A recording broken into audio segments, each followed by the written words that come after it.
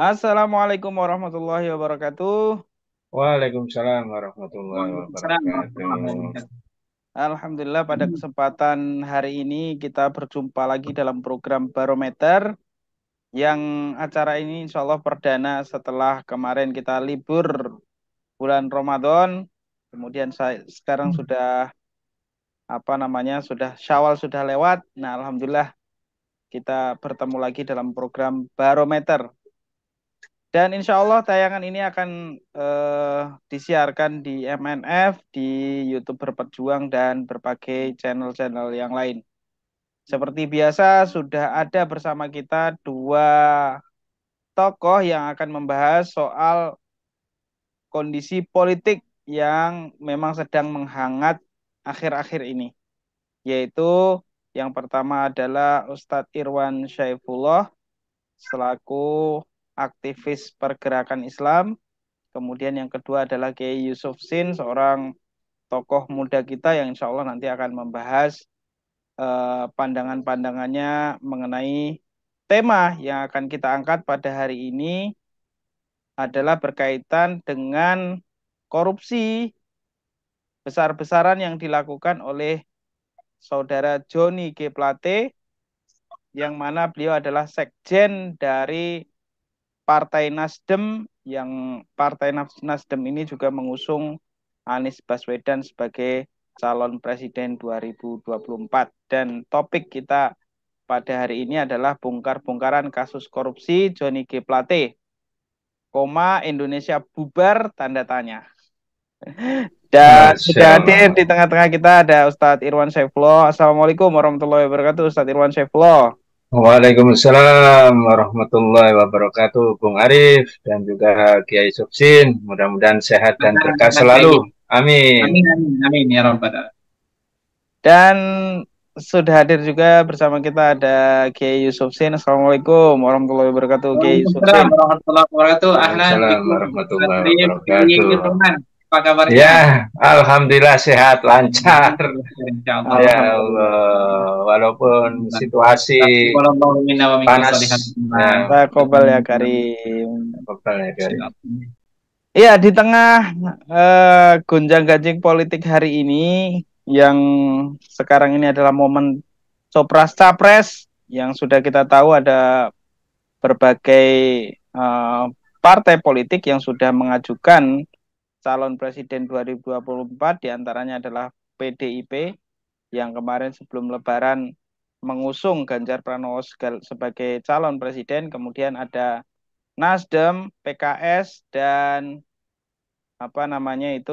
Demokrat yang juga mengusung saudara Anies Baswedan menjadi calon presiden. Kemudian Partai Gerindra nampaknya akan mengusung ketua partainya yaitu Pak Prabowo Subianto menjadi calon presiden.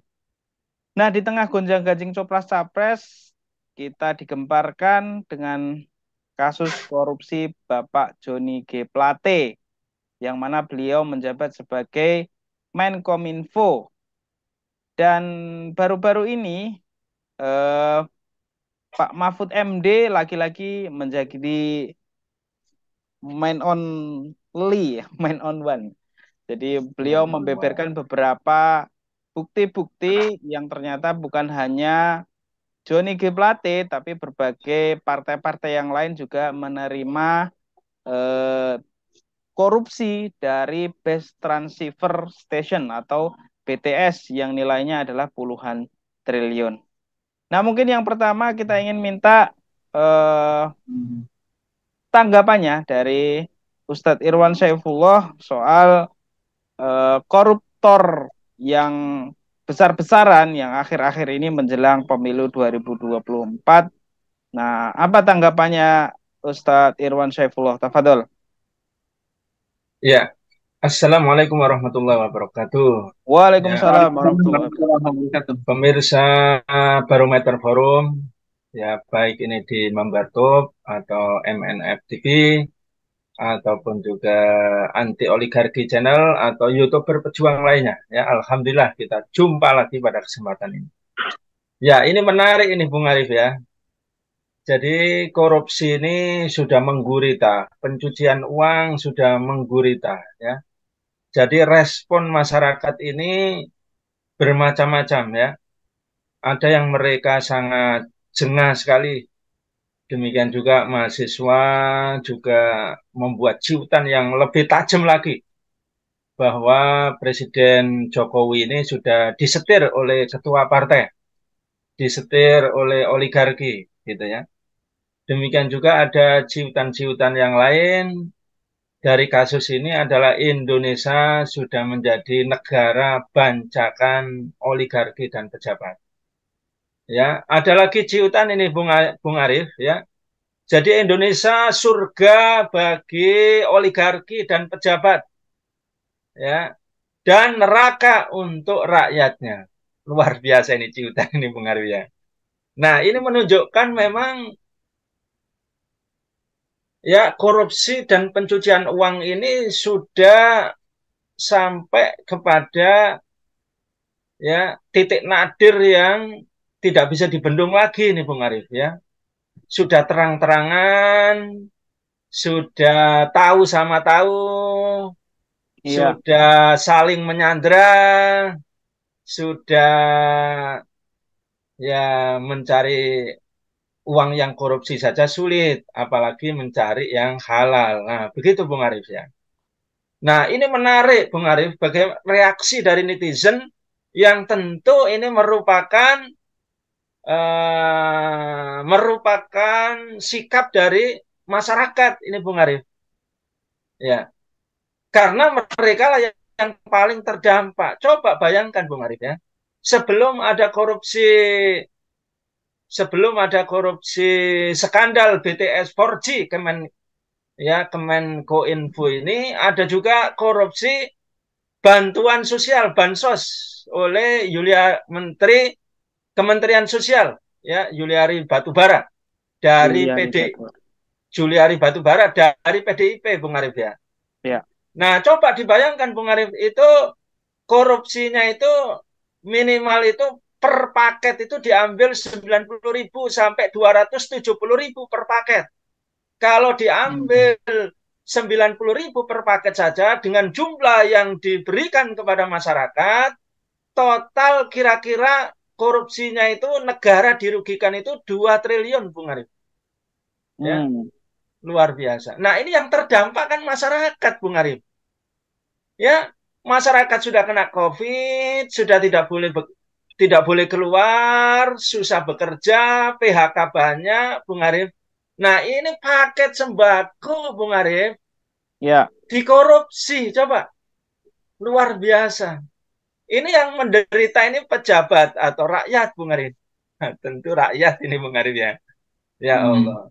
Nah, itu yang kemudian kenapa netizen ini marah sekali dengan berbagai macam ciutan yang sudah sangat merendahkan atau bahkan menghina itu para pejabat atau pemerintah itu Bung Arif, ya. Demikian juga Bung Arif kalau kita lihat di Kementerian Keuangan baru-baru ini, ya, 349 coba pajak ini Bung Arif. Yang membayar adalah rakyat, yang paling banyak itu rakyat. Ya, hampir 60% itu adalah rakyat menengah ke bawah Bung Arif. Mungkin 70% Bung Arif. Nah, tiba-tiba gampang saja digarong oleh mereka. Nah, tentu kembali lagi yang paling menderita itu adalah rakyat. Nah, ini sama ini Bung Arif. Ini BTS ini Bung Arif. Yang sekitar sudah 10 triliunan dan ternyata yang diduga korupsi itu adalah sekitar 8,32 triliun itu Bung Arif, ya. Sangat banyak sekali. Kan tidak mungkin ini dimakan oleh Johnny G. Plate sendiri. 8 triliun, 8,32 triliun itu banyak itu Bung Arif, ya. Tidak mungkin itu dimakan, dikesak sendiri oleh Johnny G. Plate karena 8 triliun itu banyak itu Bung Arif, gitu, ya. Ya. 2 triliun saja itu sudah berapa orang yang ditangkap, berapa orang yang terlibat, berapa partai yang terlibat itu Bung Arif. Nah, ini Bung Arif, ya, 8,32 triliun Ya, padahal ini masih banyak lagi sekitar berapa? 28 triliun yang mau dikucurkan. Nah, ini yang terdampak rakyat lagi, Bung Arif. Karena BTS ini sesungguhnya mau dibangun di desa-desa terpencil yang belum Hmm. ada jaringan atau saluran internet, Bung Arif. Jadi benar ciutan dari netizen tadi, Bung Arif, bahwa Indonesia ini adalah surga bagi oligarki dan pejabat, neraka Iya, bagi rakyatnya. Rakyat ini sudah susah, malah ketimpa tangga, Bung Arif ya. Rakyat ini sudah susah, uangnya diambil, Bung Arif. Nah, itu respon, Bung Arif, dari rakyat yang sangat luar biasa, marah dan betul-betul muak kepada ya pemerintah, kepada oligarki dan para pejabat. Itu, Bung Arif, ya, respon dari masyarakat, Bung Arif. ya. Menanggapi hal ini berarti tentu semakin membuat rakyat ini hampir-hampir sulit untuk percaya terhadap eh, para politisi yang hari ini menjabat dan duduk di pemerintahan era Joko Widodo. Kurang lebih begitu ya, Iya, Ustadz Irwan Saifullah. Dan tentu dari belajar dari berbagai kasus, tadi disebutkan misalnya Juliari Batubara dengan koruptor sedemikian rupa, ini kan harusnya kalau sesuai undang-undang, dulu kan itu korupsinya itu saat Indonesia sedang dalam bencana. Nah, ini kan harusnya bisa sampai hukuman mati, tapi ternyata vonisnya hanya 12 tahun penjara. Nah, pun koruptor yang sekarang ini, Pak Joni G. Plate, kita mungkin juga tidak terlalu yakin nanti apakah vonis yang akan dilakukan oleh kehakiman yang sekarang di era rezim yang sekarang ini akan sesuai dengan standar atau sesuai dengan koruptor yang memang sudah dinikmati ya. Nah, tentu bagi masyarakat fenomena-fenomena ini semakin menyakitkan dan semakin membuat kita ini apa ya tadi seperti di neraka kalau kata Ustadz Irwan Saifullah ya, seperti di neraka di dunia tapi Masya eh, Allah. mereka Betul, Bung Arif. menikmati duit triliunan sementara rakyat dibiarkan terlunto-lunto bahasa Jawanya itu di tengah Iya, kondisi ekonomi yang semakin lama semakin buruk, mencekik. Ya, tercekik. mencekik. Iya. Nah, dengan kondisi demikian, mungkin saya ingin bertanya kepada Kiai Yusuf Sin ya. Jadi kira-kira fenomena apa ini Kiai Yusuf Sin? Kok hukum kita ini semakin lama semakin sulit untuk kita percayai? Karena dari berbagai kasus koruptor yang terjadi, ini hukumannya bagi koruptor juga tidak membuat mereka jerat, itu yang pertama. Dan menurut Rizal Ramli, juga korupsi yang hari ini lebih ganas daripada yang terjadi di era Soeharto. Nah, kira-kira apa masalahnya ini, Kiai Yusuf Sin? Kok sedemikian rusaknya ini perkorupsian di negeri kita tercinta ini. Silakan. Terima kasih, Bung Arif. Pemirsa Barometer yang dimuliakan Allah Subhanahu wa taala. Assalamualaikum warahmatullahi wabarakatuh. Waalaikumsalam Waalaikumsalam warahmatullahi warahmatullahi wabarakatuh. wabarakatuh. Sebelumnya saya mengucapkan taqabbalallahu minna wa minkum shalihan a'mal kepada seluruh pemirsa. Alhamdulillah hari ini kita diperkenankan oleh Allah untuk membersamai dalam program Barometer dengan tema yang Masya Allah hari ini tema yang sangat menarik, sangat-sangat menarik untuk dibahas, diketahui, ya, diberikan solusinya. Kita langsung ke poin, ya, bahwa atas pertanyaan yang disampaikan tadi oleh Bung Arif, Masya Allah. Jadi ini nampaknya untuk menggambarkan apa yang terjadi saat ini, ya. Uh, ini mungkin saya kutip ya salah satu perkataan dari Lord Acton ya. Lord Acton ini tahun 1833 hingga tahun 1902 ya Masehi. Dia pernah menyatakan begini, bahwa power tends to corrupt. Dia mengatakan kekuasaan itu cenderung korup. Selanjutnya, absolute power corrupt absolutely. Bahwa kekuasaan absolut korup 100%. Jadi uh, apa yang disampaikan oleh Lord Acton ini kan beliau hidup ini pas saat revolusi Prancis ya, ini mana yang nantinya melatari lahirnya sistem pemerintahan demokrasi. Karena waktu saat itu kan kapitalisme dengan pemerintahnya, sistem pemerintahnya demokrasi. Nah, apa yang digambarkan oleh Lord Acton ini sebenarnya menggambarkan tentang fakta demokrasi yang hari ini diekspor dan digunakan khususnya di negeri kita ini, gitu kan. Di mana bahwa substansi daripada demokrasi itu ya, walaupun dikatakan bahwa kekuasaan dari rakyat oleh rakyat untuk rakyat, ya, tetapi sejatinya adalah meluaskan ya kekuasaan yang absolut itu. Yang kalau dahulu kekuasaan absolut itu hanya kepada raja-raja saja, para raja, gitu kan. Nah, saat ini nampaknya kekuasaan itu diperluas. Makanya kita tidak heran kalau saat ini melihat ternyata orang yang korupsi itu bukan hanya para penguasa yang eksekutif, ya kan begitu. Tetapi saat ini masya Allah sudah sampai di legislatif, ya, yang bikin hukum dan seterusnya, ya, termasuk yang mengadili orang-orang di yudikatif, ya, terlebih eksekutif, nggak usah ditanyakan, kan gitu. Nah, hingga tidak ada kita melihat ada celah, ada lembaran yang kosong, tak ada korupsi. Ini saya juga ingin menyampaikan apa yang baru-baru ini mungkin Bung Romi Harmuji, Romi ya dari Rohmah P3. Hurmuzi, Rohmah Ya, Hurmuzi dari itulah Bung P3. Romi dari P3.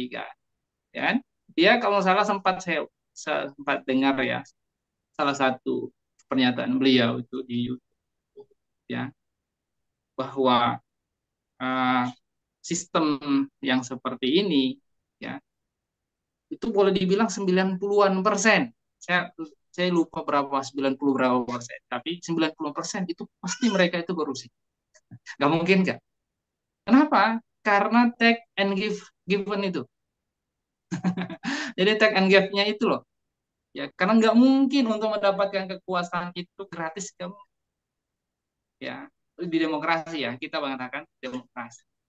Jadi ini persoalan ya yang menurut saya yang pertama yang mesti kita pahami, kenapa di negeri ini subur banget korupsi, bahkan dikatakan sebagai Indonesia sebagai tempat surganya korupsi, para koruptor seperti itu. Nah, jadi persoalannya pertama ya karena memang sistem yang diterapkan di negeri kita ini menunjukkan bahwa adalah sistem yang sangat rusak, bobrok, tidak mampu ya untuk menghilangkan korupsi. Ya, jadi mulai dari langkah preventifnya juga tidak mampu, langkah kuratifnya pun juga tidak memenuhi tidak mampu juga. Mungkin kita bertanya itu bisa terjadi, iya, karena sistem yang saat ini kita berada di dalamnya atau sistem yang diterapkan di tengah-tengah kita ini adalah sistem yang akan membuat orang-orang tadi diberikan kekuasaan absolut, ya. Kenapa? Karena mereka akan memerintah, akan menghukumi, akan mengadili orang dengan hukum yang dibuat oleh mereka, kan begitu. Berbeda tentunya dengan Islam. Kalau Islam, ya, mungkin ada yang bilang Islam itu dengan khilafahnya, pemerintahan Islam dengan khilafahnya itu dia bilang absolut. Buktinya katanya khalifahnya nggak ada masa jabatannya. Ya, justru khalifah itu ya berbeda tentunya dengan demokrasi. Ya, ini bukan persoalan berapa lama dia menjabat. Ya, justru dengan tidak ada ketetapan yang khusus harus sekian lama dia menjabat, justru itu akan meminimalisir korupsi. Kenapa? Karena ongkos untuk mendapatkan kekuasaan atau menerima kekuasaan itu, ya, artinya nggak ada pemilu gitu kan, nggak akan, kalaupun ada pemilunya nggak akan sebanyak dalam demokrasi setiap 5 tahun harus ada dan seterusnya.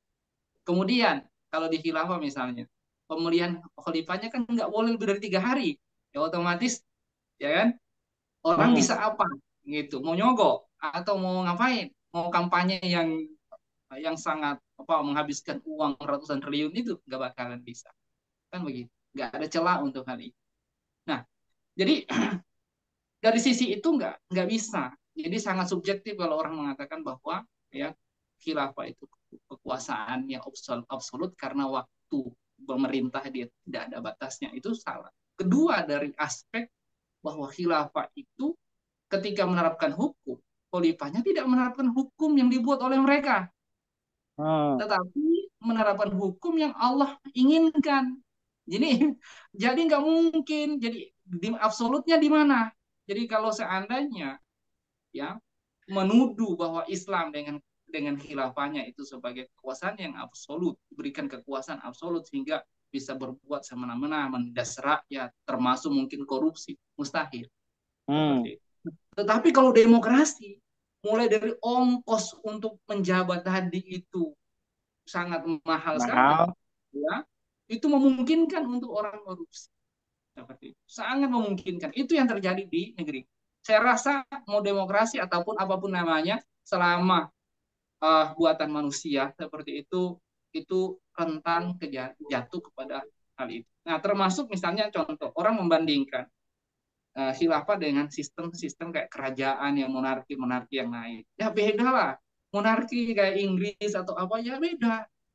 Karena Hmm. kenapa? Lagi-lagi, sekali lagi apapun namanya, demokrasi ataupun monarki yang selain Islam, tetap aturannya dibuat oleh mereka, oleh manusia, bukan dari Allah. Itu yang paling mencolok dan itu yang paling substansi. Kenapa membuat sistem yang saat ini Ya. ya dimanapun manusia hidup, baik itu demokrasi atau yang masih monarki, tetap celah untuk korupsi itu sangat tinggi sekali, ya, karena Ya. lagi-lagi rusaknya sistem itu.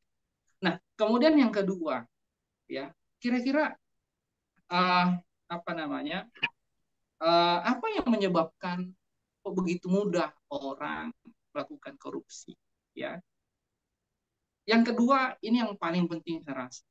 Jadi selain sistem Islam itu tidak memiliki basis preventif ya terhadap korupsi. Kenapa? Saya rasa basic preventif yang paling mungkin untuk menghilangkan korupsi itu adalah kesadaran. Jadi sistem itu membuat orang menyadarkan masyarakatnya ya akan tujuan hidup dia adalah untuk mencari ridho Allah, ya, dan sekaligus ya tujuan hidup dia namanya dia senantiasa selalu diawasi oleh Allah Subhanahu wa taala. Dunia ini bukan tempat tujuan mendapatkan kesenangan, bukan tujuan untuk happy-happy dan sebagainya. Ini yang sebenarnya basic, ini yang paling penting. Sehingga kemudian orang-orang itu akan, ya buat apa juga saya korupsi, kira-kira menyadarkan buat apa saya korupsi. Kan begitu Ya. kan? Nah, yang ketiga ya bahwa uh, negara dengan sistem ini tidak bisa menjamin ya menjamin kebutuhan yang paling asasi terhadap rakyatnya. Rakyat itu benar-benar diberikan apa namanya ya dibiarkan untuk bertaruh sendiri, untuk berusaha sendiri dan negara masa bodoh. Nah, hal itu yang mendorong orang akhirnya apa? Ya mereka merasa bahwa ya apa namanya yang nggak ada jaminan hidup bagi mereka sehingga kemudian mereka melakukan apa saja ketika melihat kesempatan, ya. Kemudian yang berikutnya ketidak apa namanya itu ya ketidak ada samaan di mata hukum yang dirasakan oleh rakyat sehingga kemudian mereka rakyat dan juga termasuk penguasanya. Jadi saya rasa persoalan korupsi ini kan bukan hanya pejabat kita ya, sampai level yang paling bawah ya, korupsi, maling atau yang semisal dengan itu, nipu dan seterusnya. Ini kan semacam satu paket ya, satu Hmm. satu hal yang hampir mirip-mirip. Yang memang ini terjadi sampai level masyarakat bawah.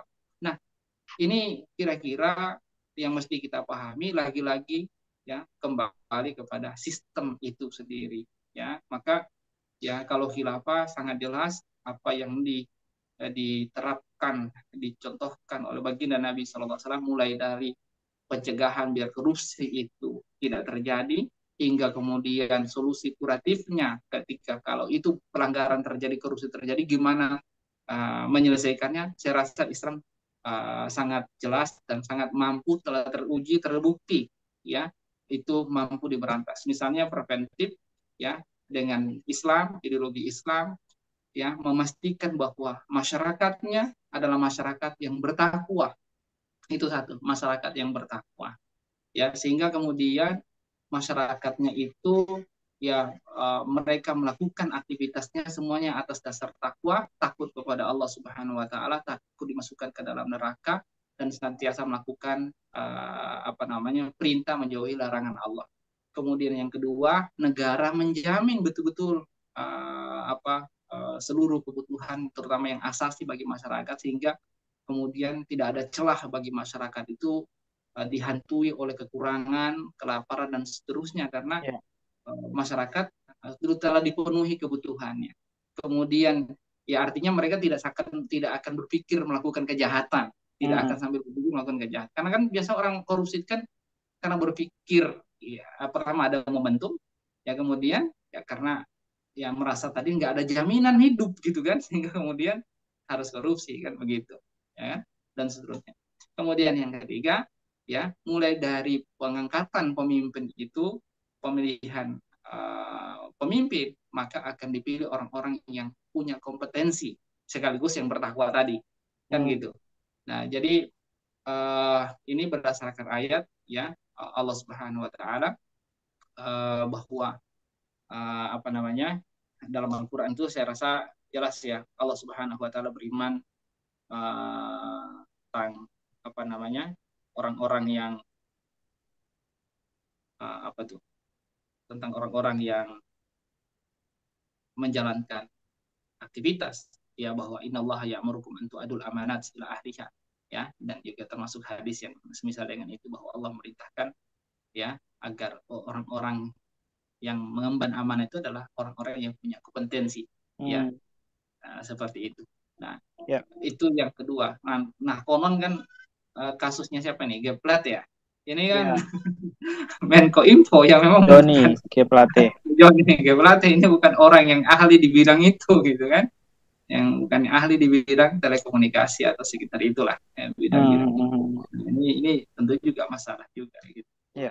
Maka ketika dia dikasih itu kan tentunya kita juga bertanya. Jadi saya rasa begini sih, ketika beliau terlibat harusnya ini yang kita tanyakan dulu itu orang yang milih dia, harusnya gitu. Ya kan? Jadi itu kan nggak mungkin orang segede itu ya bisa korupsi, konon katanya 8 triliun ya kalau nggak salah totalnya.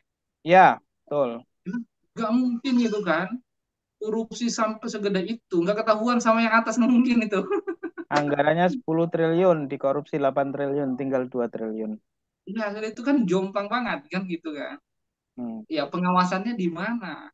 Kan ya. Gitu. Artinya kan kalau suatu proyek yang bertanggung jawab, yang ngasih tanggung jawab juga kan gitu. Ya. Dia punya tanggung jawab. Makanya secara tidak langsung kalau kita menyoalkan yang ngasih tanggung jawab itu adalah sesuatu yang sangat makbul, masuk akal. Ya. Kan begitu. Ya. Nah, itu preventif kayak tadi dah. Nah, sistem Islam itu kan sangat luar biasa ya.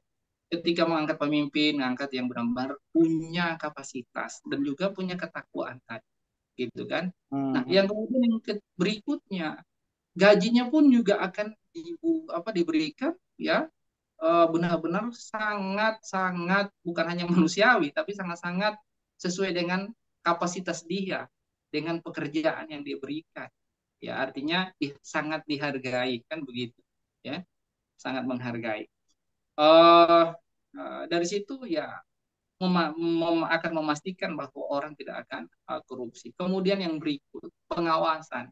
Ya, pengawasan pertama karena tadi ketakwaan dia dipilih sebagai orang yang bertakwa ketika jadi penguasa. Ini memungkinkan untuk dia tidak akan korupsi atau takut korupsi. Kemudian pengawasan dari strukturalnya, siapa yang ngasih tanggung jawab, kalau misalnya dia di bawah khalifah kan begitu kan, kalau dia Hmm. gubernur atau di bawah itu ya khalifah akan benar-benar bertanggung jawab di bawah itu. Jadi ya walaupun yang bersalah di bawah pasti dia akan jadi sorotan kira-kira gitu, ya kan? Karena dia ngasih tanggung jawab. Jadi misalnya nggak boleh seorang penguasa tertinggi itu bilang, oh saya baru tahu ya, atau saya nggak tahu. Itu nggak bisa seperti itu kan begitu ya, seperti apa yang dipertontonkan pada kita setiap ada kasus yang dibawa-bawa, ya si presiden ini seakan nggak mau tahu yang dibawa itu, Ya, ya, ya, ya. nggak tahu gitu kan. Nah ini Ya, masalah. Menambah Karena dilema ya. iya ini nggak boleh kayak gitu. Hmm. Sistem itu kan satu kesatuan kayak begitu ya. Jadi Hmm. pengawasan itu harus ada. Nah di kita demokrasi ini lembaganya banyak, ada KPK, ada BPK, ada macam-macam gitu kan. Ya tapi masya Allah kok nggak bisa. Jadi apa yang salah? Jadi sekali lagi sistemnya sangat rapuh Ya, sekali. betul. Ya Berarti gitu. kesimpulannya sistemnya ya. Ya, Jadi ah, bukan. memungkinkan untuk itu. Seperti Ya. apa yang saya tadi sampaikan di awal, Lord Aksan itu memang sudah dari awal menyebut itu dan maksudnya itu sistem demokrasi. Gitu kan. Hmm. Nah, dari yang berikut ini, jadi kalau dari preventif itu banyak sekali ya hal-hal tadi yang saya sebutkan itu dari preventif ya, termasuk sejak awal pemilihan khilafah aja hanya 3 hari, jadi nggak banyak, nggak boros anggaran kan gitu, nggak boleh lebih dari 3 hari. Ya, kapan orang kampanyenya dengan tidak diketahui, dengan masa jabatan khalifah yang tidak ada batasan. Orang kapan mau Hmm. ketahui, apa akan mau tahu nanti mau kampanye kapan? Kan begitu kan? Ya Hmm. kan? Kalau kalau kayak sekarang 5 tahun, 2 tahun berkuasa, 3 tahun kampanye, atau 3 tahun berkuasa, 2 tahun kampanye, gue sudah curi start duluan, ya kan? Hmm. Anggarannya sangat luar biasa, kan Ya, ya. begitu. Nah, Jadi itu. dan lain-lain. Nah, dari yang kedua dari segi kuratif, kalau memang masih boncos nih ya, maaf saya tambahkan lagi, preventif salah satunya sebelum dia berkuasa itu pejabatnya pasti diaudit dulu, sebagaimana yang pernah dilakukan di zaman Umar bin Khattab dan yang lainnya. Nah, yang kuratifnya sangat luar biasa. Pertama, dengan menyiapkan sanksi yang sangat keras, ya. Sanksi pencurian aja kan mirip dengan korupsi ya, walaupun tidak sama persis ya. Korupsi kan takzir, kalau pencurian kan hudud. Tetapi ya, hudud apa takzirnya bisa saja sama dengan hududnya. Tidak, yang penting kalau dalam fikih itu tidak boleh melebihi hudud. Artinya bisa saja orang korupsi dipotong tangannya, ya, selain disita kekayaannya, kan begitu. Hmm. Jadi intinya sangat keras hukumannya kalau untuk orang yang korupsi dalam Islam, ya. Kemudian yang berikutnya, ya, yang berikutnya, kalau Islam itu ya benar-benar ya dari segi apa sanksi tadi bisa jadi potong tangannya, ya disita kekayaannya, sebagaimana yang pernah terjadi di zamannya Umar bin Khattab juga pernah menyita separuh kekayaan dari Abu Sufyan. Itu cuma gara-gara apa? Setelah Abu Sufyan itu datang mengunjungi anaknya Muawiyah yang kala itu menjadi gubernur di sana, Hmm. begitu kan. Nah, dan tidak pilih kasih. Umar bin Khattab itu juga pernah menyita harta anaknya Abdullah bin Umar, yang ketika dia melihat ada kambing gemuk-gemuk, ada pohon kurma dan seterusnya, itu dia nanya kepada penduduk situ, itu punya siapa? Itu punya Abdullah bin Umar, punya anak kamu. Wah, ini bahaya sekali kan. Nah, disita, dipanggil Abdullah bin Umar, Hmm. ditanya kamu dapat dari mana? Soalnya Umar bin Khattab radhiyallahu anhu tahunya dia baru dapat setelah Umar bin Khattab itu jadi khalifah. Walaupun mungkin Abdullah bin Umar itu carinya benar, tapi dia nggak pengen bahwa ada syubhat di situ. Dia dapatnya karena Umar bin Khattab sebagai khalifah, tahu ya? Kan Ya. begitu. Nah itu nggak segan-segan disita, dikembalikan, ditanya, oke, kamu bisnis itu sehingga kamu dapat kekayaan tadi, berapa modalmu selama itu? Nah modalnya diambil, keuntungannya dikasih ke Baitul Mal. Itu kan luar biasa. Ya kira-kira penguasa kita saat ini ada nggak kayak gitu ya? Jauh kayaknya, ya Susah. kan? Susah. Yang ada Mungkin itu yang anaknya punya puluhan perusahaan. ya, bagaimana?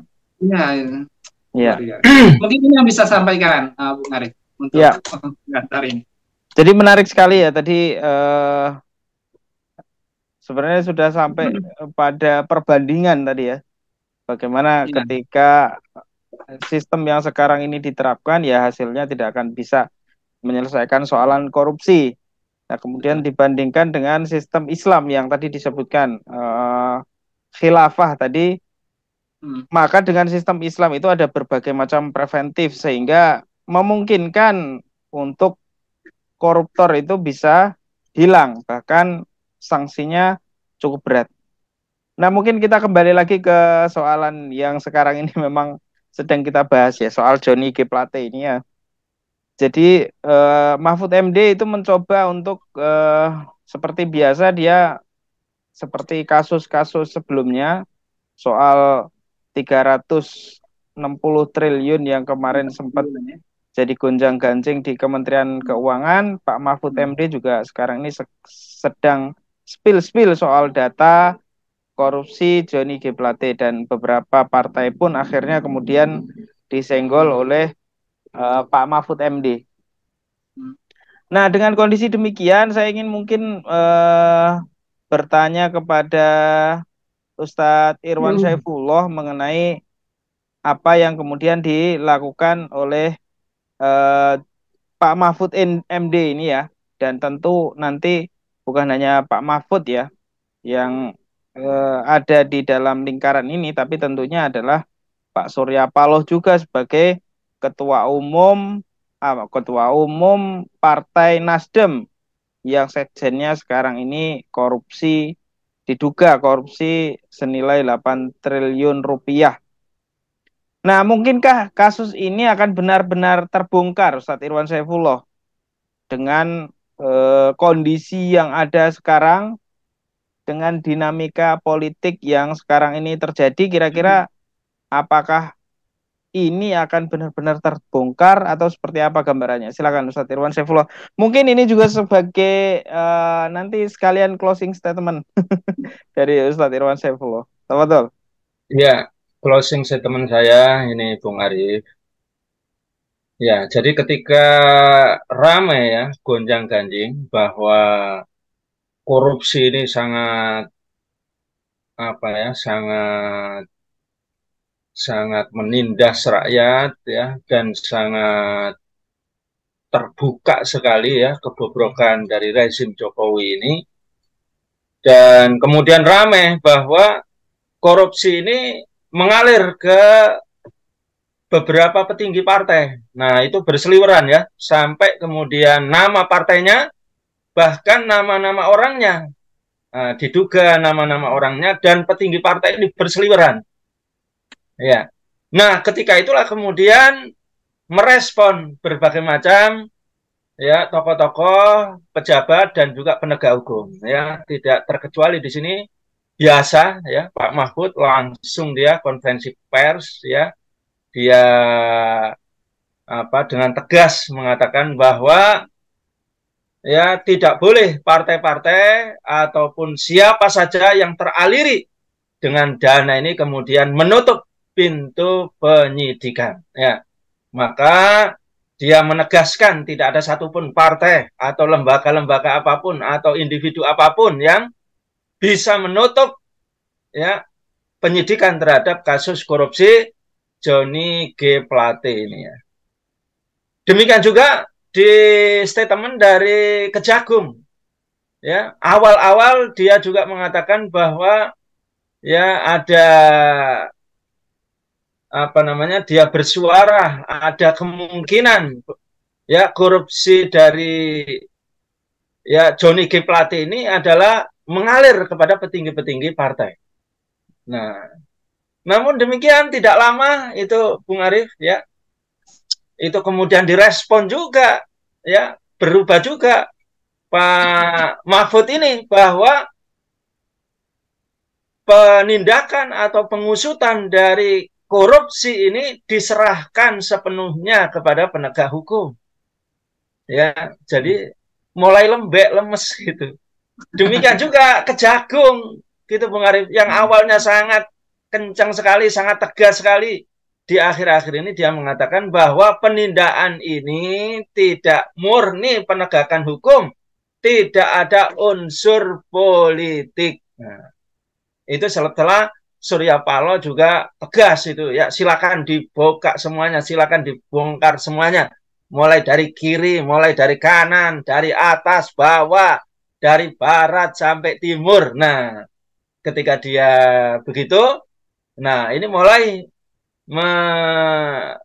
menurun melembek ini Bung Arif ya.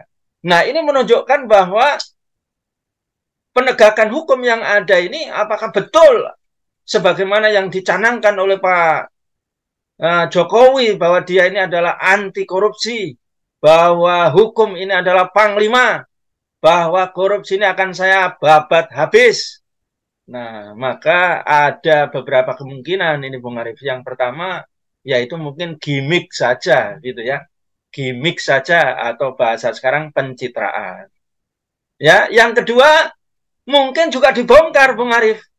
Tapi hanya pada level sandra menyandra.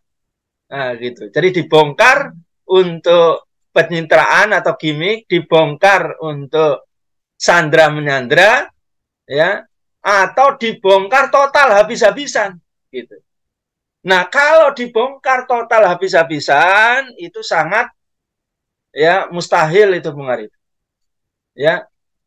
Jadi salah satu contoh bahwa hukum ini adalah untuk kepentingan oligarki. Hukum ini adalah untuk kepentingan ya para pejabat yudikatif, eksekutif dan legislatif. Ya, dan untuk kepentingan asing dan asing.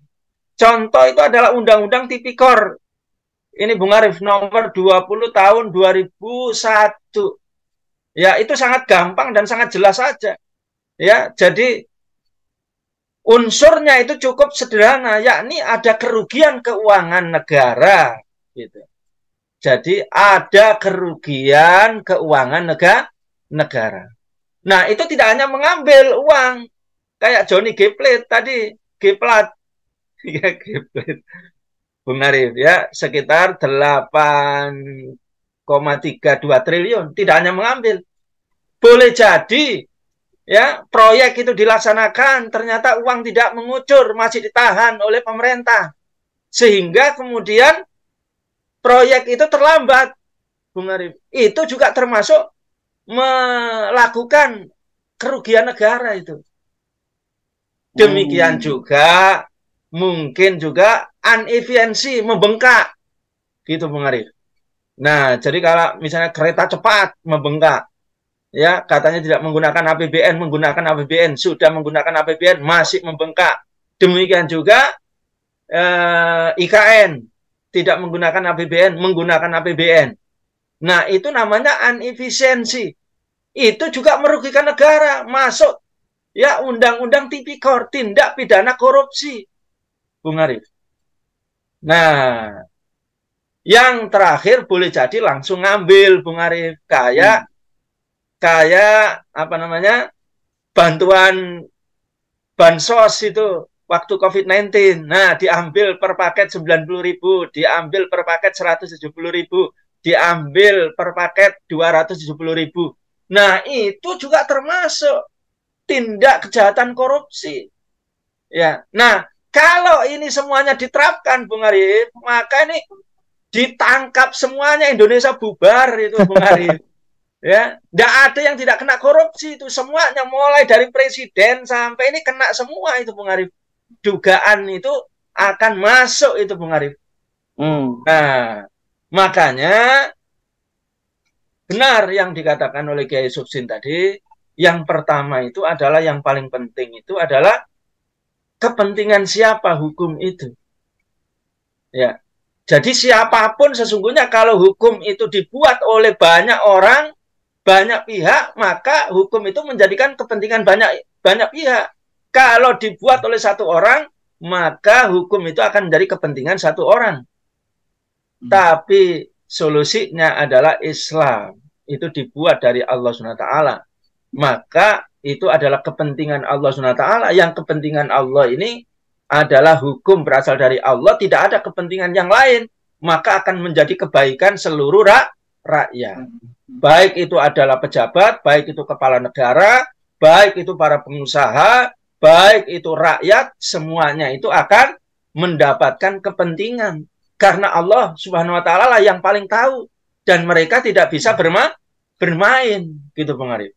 Nah, maka benar yang dikatakan ya oleh Pak Mahfud itu, ya, kalau sistemnya seperti ini, maka malaikat pun masuk ke dalam sistem ini akan menjadi iblis. Alias apa, Bung Arif? Gembar-gembornya Pak Mahfud, gembar-gembornya Kejagung, itu hanya gimmick saja, gitu. Itu hanya paling banter bongkar-membongkar untuk sandra menyandra.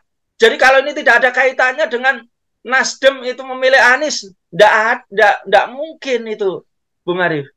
Jadi yang pertama, ya 3 periode tidak bisa, perpanjangan jabatan tidak bisa. Maka tentulah rezim Jokowi ini yang proyeknya sangat banyak, pembangunannya sangat banyak, korupsinya masih kurang, maka dia harus yang keempat itu adalah harus memilih siapa pemimpin yang mau melindungi korupsi yang sangat banyak dan mengamankan aset-asetnya atau proyek-proyeknya. Jadi ada 2 ini yang diamankan, Bung Arif. Nah, Nasdem ini kalau kita lihat dia tidak mau. Nah, dia merapat kepada rezim Jokowi. Dia memilih Anies. Kenapa? Karena rakyat ini mereka sudah marah, sudah marah dan sudah melakukan perlawanan. Nah, inilah yang diambil oleh Nasdem kalau kita lihat dengan pilihan Anies Baswedan itu. Nah, maka paling tidak ini secara politik ini ada 2 kemungkinan ini, Bung Arif. Ya, ini adalah betul-betul untuk menjegal kalau bisa tidak jadi. Kalau nanti perlawanan rakyat ini kuat dan mungkin pembelaan kepada Anies, ya, mereka ini perlawanan juga kuat, rakyat kuat, Anies kuat, mungkin di situ paling tidak ada deal-dealan, ya, kompromi, Bung Arif. Ya. Karena kalau kemudian tarung, ya, tiji-tibib, istilahnya Bung Arif, ya, mati siji, mati kabeh. Tidak mungkin itu terjadi, omong kosong itu, Bung Arif. Nah, maka dari situlah benar yang dikatakan oleh baginda Rasulullah Shallallahu Alaihi Wasallam, ya. Maka tidak ada pilihan. Kalau ini terus, Bung Arif, maka negara ini akan hancur. Kalau ingin selamat, maka pilihannya kepada hukum Allah Subhanahu Wa Taala. Sebagaimana yang ditegaskan oleh Allah Subhanahu Wa Taala dalam riwayatnya, fa innama ahlakal ladzina min qablikum annahum kanu idza sarqa fihim asyarifu tarakuhu. Sesungguhnya faktor yang menyebabkan kehancuran orang-orang sebelum kalian adalah apabila orang yang bangsawan di antara kalian mereka mencuri, maka mereka dibiarkan atau tidak dihukum. Ya. Wa idza sarqa fihim ad-dha'ifu aqamu alaihi had. Ya, namun apabila yang mencuri itu adalah rakyat kecil, maka mereka langsung dihukum. Nah, berarti tidak ada hukum kalau sudah seperti ini, bisa diperjualbelikan, tidak adil, menindas. Makanya closing statement saya, Bung Arif, ada 2. Yang pertama tadi ini korupsi, ya, pencucian uang tadi ini adalah menindas rakyat. Tadi, Bung Arif. Yang pertama tadi, ya, mulai bansos, mulai 349 sampai nanti ini kereta cepat, sampai, ya, bandara Bantar Jadu, banyak sekali ini yang, ya, dugaan korupsi ini, semua proyek, Bung Arif, semua pembangunan itu, Bung Arif. Nah, ujung-ujungnya adalah rakyat yang tertindas. Yang kedua adalah, ya, rezim Jokowi ini akhirnya menjadi rezim yang betul-betul sekuler radikal, Bung Arif. Rezim sekuler radikal. Karena yang kedua cenderung berkhianat. Untuk menutupi tadi itu, maka hukum atau pengadilan penegak hukum ini dimainkan. Makanya katanya siapa dulu, Menko HAM zaman Pak SBY yang ada di Australia itu, Bang Denny Denny, Bang Denny dia mengatakan, jadi segeralah korupsi, Indrayana, segeralah korupsi sepanjang Anda menjadi rezim. Nah, gitu. Kalau tidak menjadi rezim, tidak bisa lagi, Bung Arif. Ya Allah. Nah, itu Bung Arif. Nah, jadi sekali lagi, rezim ini menjadi rezim, Jokowi ini adalah rezim sekuler radikal, karena dua wataknya, yakni rakus menindas rakyat, korupsi tadi, yang kedua dia ini pengkhianat. Ya, yakni penegakan hukum ini hanya gimmick, hanya saling sandra menyandra, dan tidak akan pernah membongkar dan menyelesaikan secara tuntas. Dan itu solusinya hanya hukum Islam. Dari Allah tidak membeli, dan semua rakyat, pengusaha, para pejabat, kepala negara, semuanya itu akan sungguh-sungguh untuk kembali memegang, menegakkan hukum Allah SWT, Al-Quran dan Sunnah yang memiliki sifat tadi sebagai preventif dan kuratif. Nah, itu barangkali Bung Arif ya, dari closing statement saya. Baik, terima kasih Ustadz Irwan Saifullah dan Kiai Yusuf Sin yang sudah diskusi pada kesempatan siang sore hari ini, dan mudah-mudahan diskusi kita pada hari ini bisa memberikan edukasi kepada masyarakat, dan untuk pemerintah ini tentunya harusnya bisa didengarkan sehingga bisa memperbaiki diri. Meskipun tadi sudah dijelaskan oleh Ustadz Irwan Saifullah bahwa rezim yang sekarang ini rezim yang sekuler radikal. Tapi mudah-mudahan dengan terus-menerus ini kita bersuara, menyampaikan kritik dan menyampaikan saran, mudah-mudahan ini segera didengar dan segera memperbaiki diri. Dan tentu yang terakhir tadi juga sudah disampaikan oleh Kiai Yusuf Sin dan Ustadz Irwan Saifullah bahwa memang ini semua koruptor, yang mana koruptor ini saling jegal menjegal, saling kunci mengunci, dan diduga kuat bahwa ini tidak akan selesai. Allah. Ini hanya 1-2 orang saja yang dikorbankan seperti biasa, yang lain yang kuat-kuat tetap aman dan tetap melanjutkan korupsinya. Allah. Nah, untuk itu tadi yang terakhir diwasiatkan oleh Kiai Yusuf Sin dan Ustadz Irwan Saifullah, maka hendaklah kemudian diterapkan hukum Islam, karena hukum Islam mempunyai sifat preventif, yang dengan itu akan hilang tuh korupsi, baik dari korupsi yang dilakukan oleh pejabat tinggi maupun kaum di bawah-bawahnya. Nah, demikianlah teman-teman sekalian diskusi kita pada hari ini, mudah-mudahan bermanfaat. Sekali lagi terima kasih Ustadz Irwan Saifullah, terima kasih Kiai Yusuf Sin. Insya Allah kita kembali lagi dalam diskusi-diskusi berikutnya. Wassalamualaikum warahmatullahi wabarakatuh. Waalaikumsalam warahmatullahi wabarakatuh.